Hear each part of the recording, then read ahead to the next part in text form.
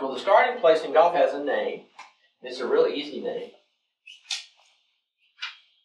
It's the tee. And it's the tee for a very, again, incredible reason. When Edinburgh made the rules of golf, they said the hole that you put your ball in was marked with a rook feather. And to start the next hole, you were to take your club and lay it one club length from that hole and then start towards the next hole.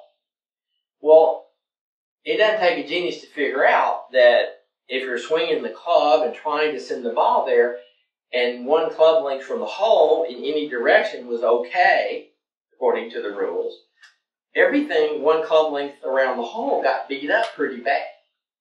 I mean, it's got, pieces of chunks of sand missing and whatever.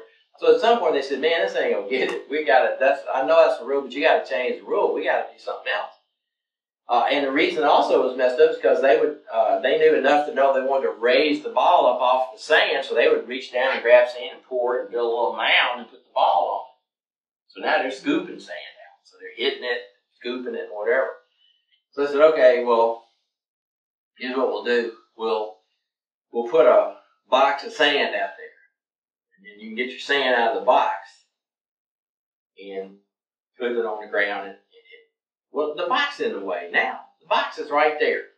Because it's still a club length away. And that's stupid because you got to get in the hole. And here's your ball. And you're trying to roll the ball in the hole. And the box is in the way. So they said, well, we'd have to put it somewhere else. So they kept moving that thing until finally it's kind of over here somewhere. And that was the tee box. Because that's where you got the sand to build your little mound to put the ball on to start the next hole. So this is called the tee box because of that. So this little place here is now in the modern world. It's a built-up area. It's physically, it's so many yards long, so many yards wide. It's infinite in its shape and difference. It doesn't matter. But what golf did is they put something out here like this on both sides, and these guys have a name too.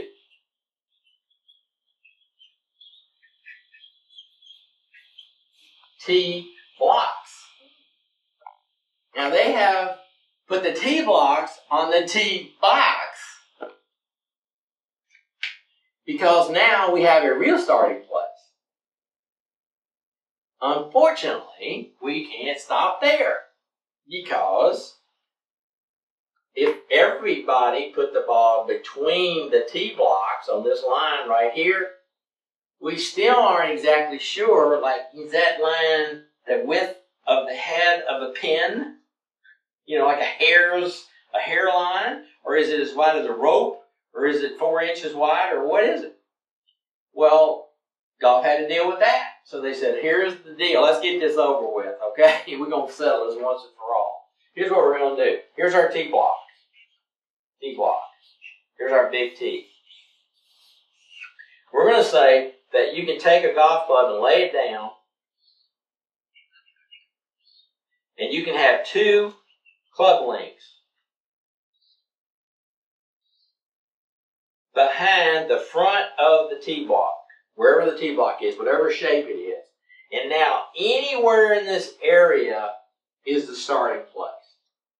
And that seems fair. I mean, how long can a club be? 43 inches. So within 84 inches or 86 inches of distance, you can put a ball anywhere in there and start the hole. So now, when I go to the golf course, you as a new golfer go to a golf course, you understand where you're supposed to put the ball and why you're supposed to put it there. And on this particular starting place in tee blocks, a gentleman or a woman goes up and puts their ball right here. And of course, they're right-handed. And so they stand like this, right?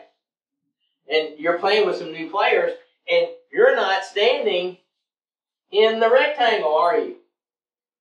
And Mr. or Miss Genius says, no, Stephanie, obviously you don't know. You can't stand out.